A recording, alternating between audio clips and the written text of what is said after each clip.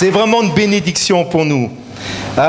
Si nous sommes ici rassemblés, c'est parce qu'un jour un homme s'est levé et après avoir cherché le salut de Dieu et après l'avoir cherché de tout son cœur, de toute son âme, de toute sa force, au travers des préceptes que la religion lui enseignait, il n'a pas trouvé le repos de son âme. Il s'agit du réformateur Martin Luther.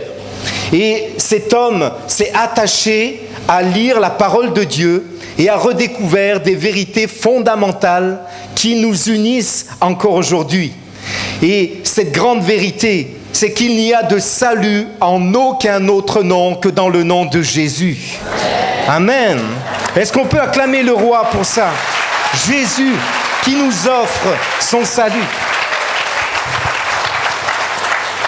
Il y a deux certitudes qui ont été issues de ce qu'on appelle la réforme. La première, donc a écrit Luther, c'est Ecclesia semper reformanda. Je ne sais pas si c'est le bon accent. Qu'est-ce que ça veut dire? Ça veut dire l'Église doit se réformer sans cesse. Mes amis, grâce aux Écritures, à la révélation du Saint-Esprit qu'il a reçue, nous avons aujourd'hui, nous, accès au salut par la foi en Jésus-Christ et non par les œuvres. Car aucune œuvre ne peut nous justifier devant Dieu. Mais voilà, ce réformateur a posé un fondamental. L'Église doit sans cesse se réformer. Il disait ceci, les institutions ecclésiastiques sont des réalités humaines.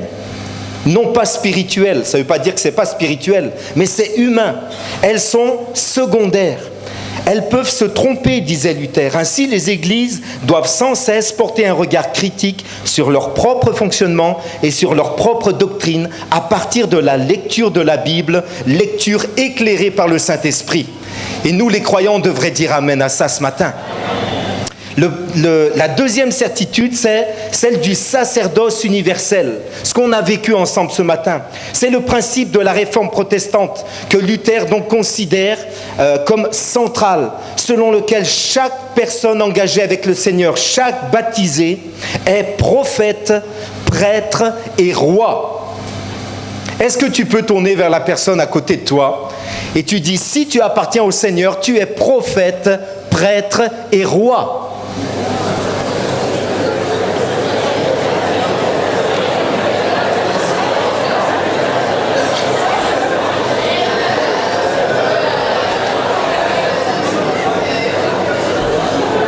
Certains sont en train de se dire, je vous entends, et vous êtes en train de dire, c'est un peu trop pour moi.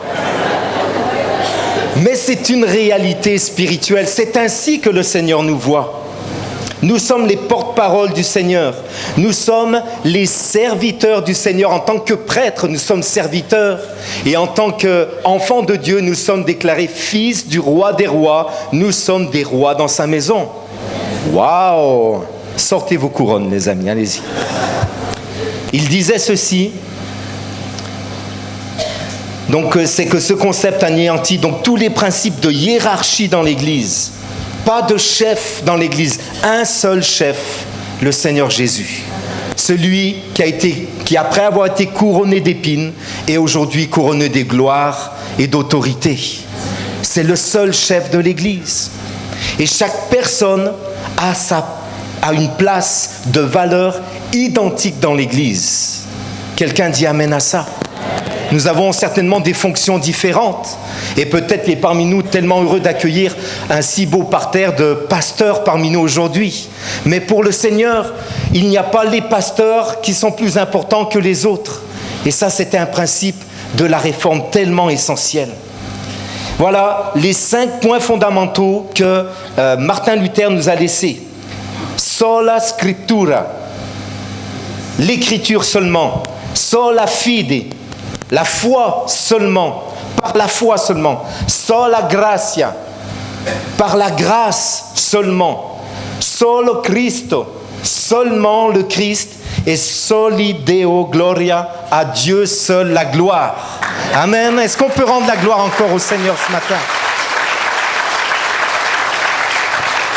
Ce sont les fondamentaux invariables quelle que soit notre particularité, notre sensibilité d'église, nous avons ce même fondement. Et ce matin, je voudrais regarder avec vous le solo Cristo. Jésus-Christ est le seul intermédiaire entre Dieu et les hommes. Car il y a un seul intermédiaire entre Dieu et les hommes, nous dit l'apôtre Paul, c'est Jésus-Christ qui a été fait homme. Il n'y a de salut en aucun autre nom que dans le nom de Jésus. Pas besoin de prier qui que soit d'autre. Le seul qui peut entendre notre prière, l'exaucer et nous amener la paix de l'âme, la réconciliation avec Dieu le Père, le Créateur, le pardon de nos péchés, la paix avec nous-mêmes, c'est Jésus-Christ. Il n'y a de salut en aucun autre. Ce credo, solo Cristo, indique que le salut de l'âme donc passe nécessairement par Jésus-Christ. Aucune institution ne pourra vous accorder la paix de l'âme. Il n'y a que le Seigneur Jésus. Jésus, quand on considère la parole de Dieu, est vraiment au centre de la création. Il est le commencement et il est la finalité de la création. Et j'aimerais qu'on lise deux textes ensemble dans l'évangile de Jean, au chapitre 1er et au verset 1er. L'apôtre Jean nous parle de ce qui était avant même la création du monde. Et il nous dit ceci: au commencement, la parole existait déjà. La parole était avec Dieu et la parole était Dieu. Elle était au commencement avec Dieu. Tout a été fait par elle. Et rien de ce qui a été fait n'a été fait sans elle. En elle, il y avait la vie. Et cette vie était la lumière des êtres humains. La lumière brille dans les ténèbres, et les ténèbres ne l'ont pas accueillie. Il y eut un homme envoyé par Dieu, son nom était Jean. Il vint comme témoin pour rendre témoignage à la lumière, afin que tous croient par lui. Il n'était pas la lumière, mais il vint pour rendre témoignage à la lumière. Cette lumière était la vraie lumière qui, en venant dans le monde, éclaire tout être humain. Elle était dans le monde, et le monde a été fait par elle. Pourtant, le monde ne l'a pas reconnue. Elle est venue chez les siens, et les siens ne l'ont pas accueillie. Mais à tous ceux qui l'ont acceptée, à ceux qui croient en son nom, elle a donné le droit de devenir enfants de Dieu, puisqu'ils sont nés non du fait de la nature, ni par une volonté humaine, ni par la volonté d'un mari, mais qu'ils sont nés de Dieu. Et la parole s'est faite homme. Elle a habité parmi nous pleine de grâce et de vérité. Et nous avons contemplé sa gloire, une gloire comme celle du Fils unique venu du Père. Jean lui a rendu témoignage et s'est écrié: c'est celui à propos duquel j'ai dit, celui qui vient après moi m'a précédé, car il était avant moi. Nous avons tous reçu de sa plénitude et grâce sur grâce. En effet, la loi a été donnée à travers Moïse, mais la grâce et la vérité sont venues au travers de Jésus-Christ. Personne n'a jamais vu Dieu. Dieu, le Fils unique, qui est dans l'intimité du Père, est celui qui l'a fait connaître. Et est-ce qu'on peut dire Amen à cette parole, nous qui le croyons? Amen. Il était au commencement, avant toute chose. Cette parole s'est incarnée et c'est Jésus-Christ. Il est la finalité. Prenez avec moi dans Apocalypse chapitre 1er, et on va lire à partir du verset 8. C'est toujours l'apôtre Jean qui reçoit cette révélation. L'Apocalypse de Jean, il nous transcrit ici les paroles de Jésus-Christ qui dit lui-même, Jésus nous dit: je suis l'alpha et l'oméga, dit le Seigneur Dieu, celui qui est, qui était et qui vient, le Tout-Puissant. Moi, Jean, votre frère et votre compagnon dans la persécution, le royaume et la persévérance en Jésus-Christ, j'étais dans l'île appelée Patmos à cause de la parole de Dieu et du témoignage de Jésus-Christ. Je fus saisi par l'Esprit le jour du Seigneur, et j'entendis derrière moi une voix forte comme le son d'une trompette. Elle disait: ce que tu vois, écris-le dans un livre et envoie-le aux églises d'Amiens en 2020. Verset 12.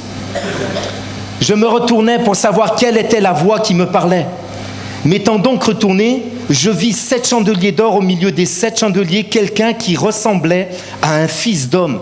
Il était habillé d'une longue robe et portait une écharpe en or sur la poitrine. Sa tête et ses cheveux étaient blancs, comme de la laine blanche, comme de la neige. Ses yeux étaient comme une flamme de feu. Ses pieds étaient semblables à du bronze ardent, comme s'ils avaient été embrasés dans une fournaise. Et sa voix ressemblait au bruit de grandes eaux. Il tenait dans sa main droite 7 étoiles. De sa bouche sortait une épée aiguë à 2 tranchants, et son visage était comme le soleil lorsqu'il brille dans toute sa force. Quand je le vis, je tombai à ses pieds comme mort.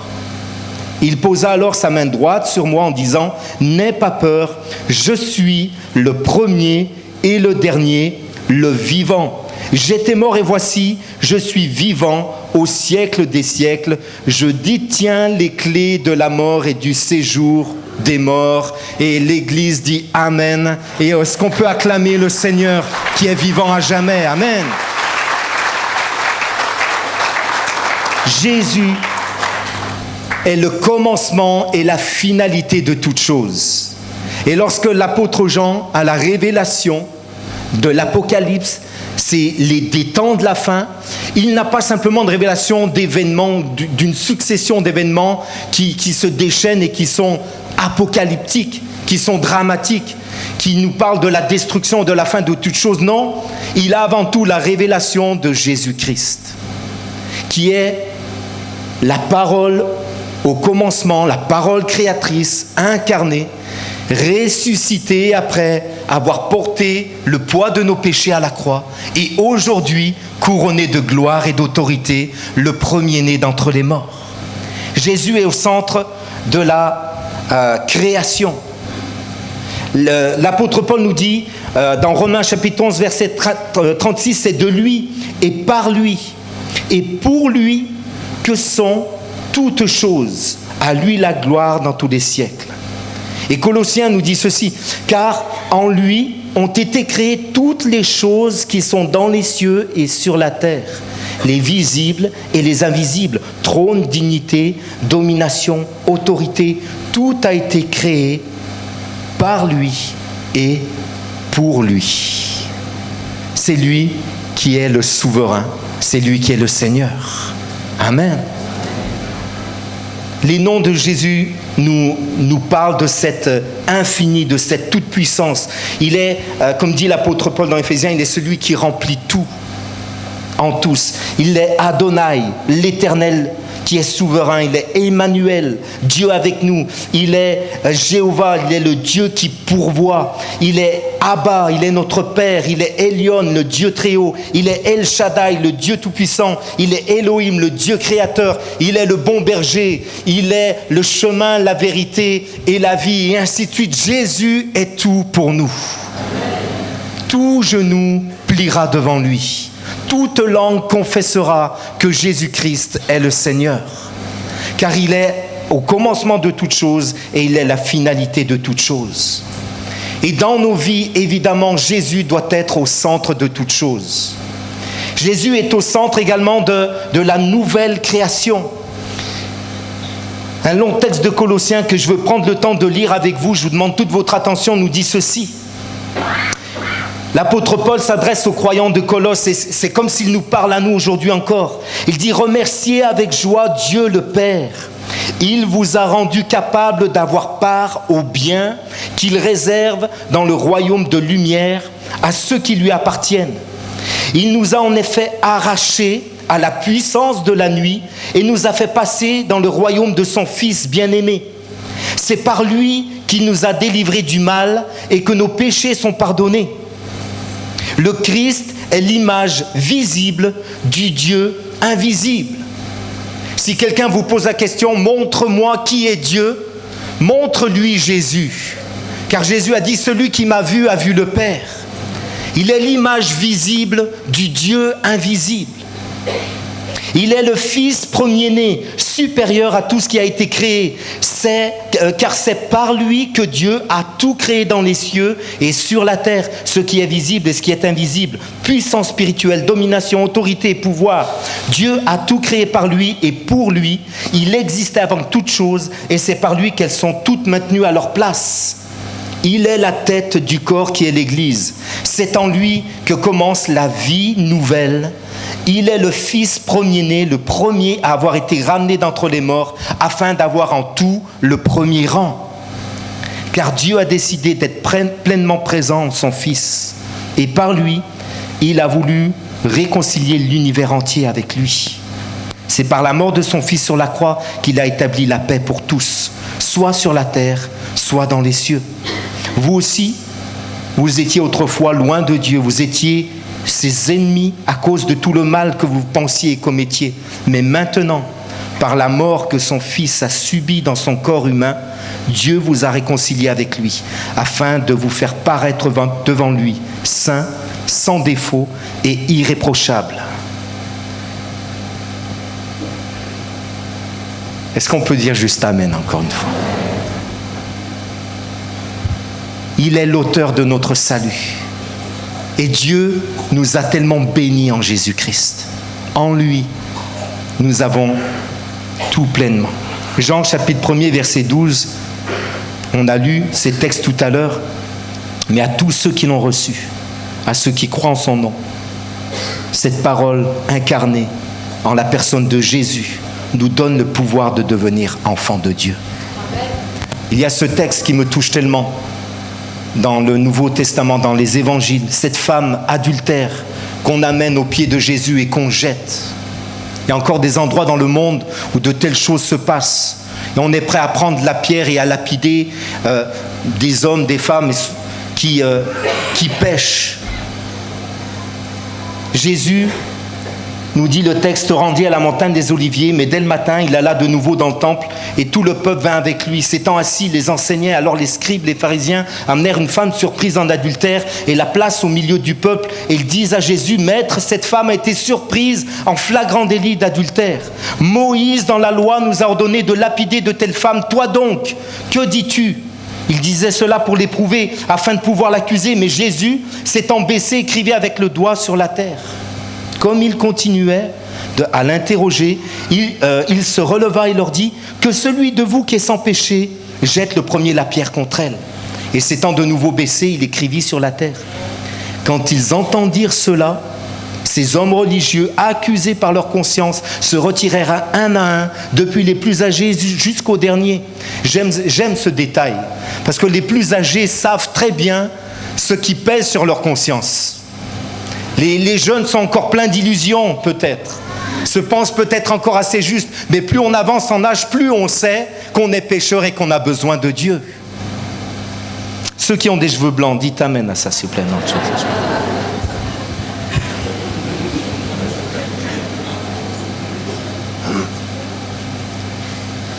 il s'était de nouveau baissé, il écrivait sur la terre. Quand ils l'entendirent, ceux-là, accusés par la conscience, ils se retirèrent des plus âgés aux plus jeunes. Et Jésus resta seul avec la femme qui était là au milieu. Alors s'étant relevé, ne voyant plus que la femme, Jésus lui dit, « Femme, où sont ceux qui t'accusaient ? Personne ne t'a-t-il condamné ? Où est la religion ? Où sont les institutions ? Où est la loi qui te condamne ? La religion sans la grâce n'est rien. » Et voilà la grâce qui arrive. Elle répondit, elle, non Seigneur, ils ne sont plus là. Jésus lui dit, je ne te condamne pas non plus. Et voilà la grâce à laquelle nous avons part et qui est extraordinaire. Cette grâce qui est pour tous les Amiénois, pour tous les habitants de la Somme, pour tous ceux qui, dans notre pays de France, ont besoin de connaître le salut et la paix de l'âme en Jésus-Christ. Alors Jésus lui répond ceci, va et ne pêche plus. Jésus est venu pour lui donner une vie nouvelle.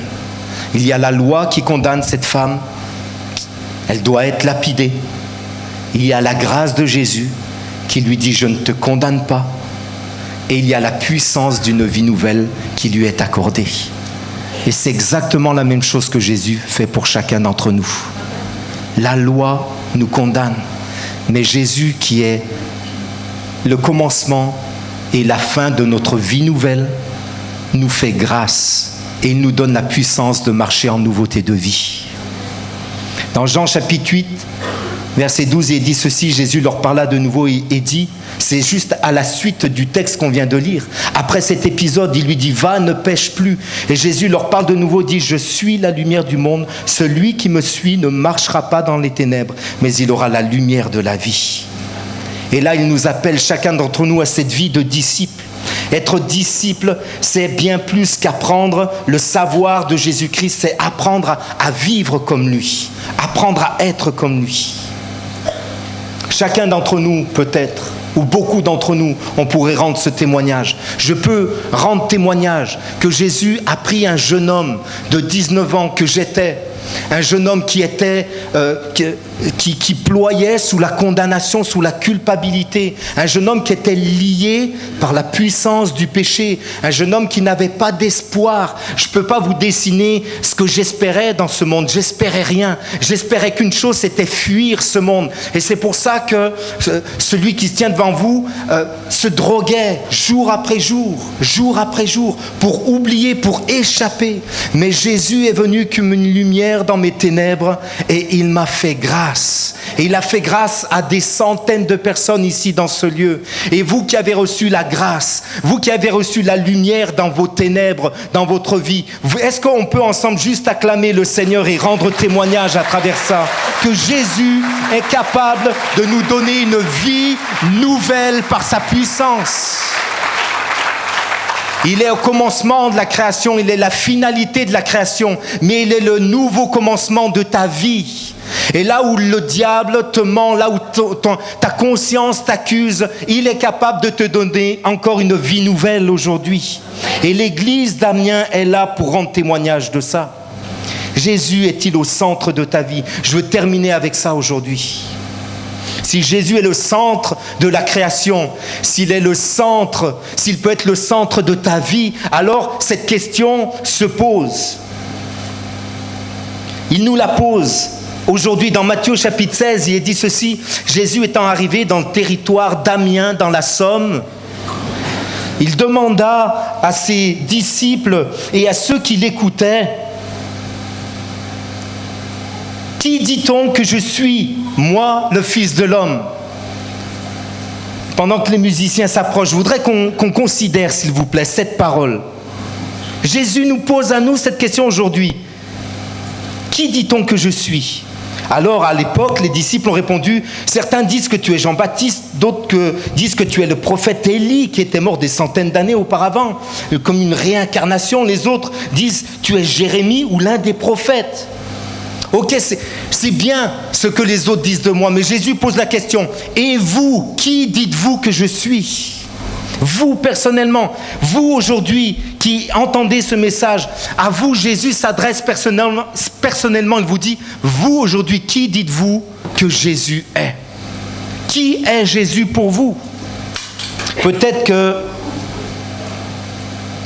tu peux dire, il est le Dieu créateur. Il est celui qui est au commencement de toutes choses. Le monde existe par lui. Il est cette parole créatrice qui s'est incarnée. Tu crois ces choses et tu peux le dire. Peut-être que tu peux même dire, il est le Dieu qui est capable d'apporter la lumière dans les ténèbres d'un cœur et d'un esprit. Il est capable de changer la vie d'un être humain aujourd'hui. Je l'ai vu changer d'autres vies autour de moi. Je connais des gens dans l'église qui ont changé littéralement. Mais la question, c'est pas est-ce que tu connais le Créateur ou est-ce que tu connais le Sauveur des autres? La question est qui est Jésus pour toi? Qui dis-tu que Jésus est? Alors on veut déclarer ensemble, et c'est ma prière pour chacun d'entre nous, qu'on puisse déclarer comme l'apôtre Pierre l'a fait. Pour moi, tu es le Christ, le Fils du Dieu vivant. Pour moi, tu es le Christ. Tu es pas seulement le Créateur. Tu n'es pas au commencement seulement et à la fin de toutes choses. Mais je veux que tu sois au commencement de ma vie. Pas simplement celle des autres que je vois transformer, mais au commencement de ma vie. Et ça commence par cette déclaration. Pour moi, tu es le Christ, le Fils du Dieu vivant. Voilà le message qu'on veut vous communiquer ce matin. Voilà le message que chaque église ici d'Amiens, nous voulons transmettre. Nous voulons que cette ville soit touchée par la puissance de Jésus qui accorde une vie nouvelle. Amen. Est-ce qu'on peut se lever ensemble ?